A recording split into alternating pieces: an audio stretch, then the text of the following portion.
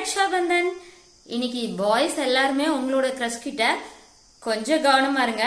இங்க பாருங்க இன்னைக்கு இவரோட நிலைமை என்ன ஆச்சுன்றத. ये राखी किसके लिए? तुम्हारे लिए और किसके लिए? लाओ इधर हाथ. ये नहीं नहीं ये नहीं नहीं नहीं मैं तुम्हें भाई बना के रहूंगी.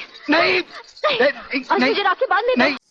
இவரு அவங்க கிரஷ் கிட்ட கேக்குறாரு, ஏ ராக்கி கிஸ்கே லியே, சும்மா இல்லாம இந்த ராக்கி யாருக்கு அப்படின்னு. உடனே அவங்க என்ன சொல்றாங்க, துமாரே லியே और किसके लिए அப்படின்னு கேக்குறாங்க. உனக்காக தான், வேற யாருக்கு அப்படின்னு கேக்குறாங்க.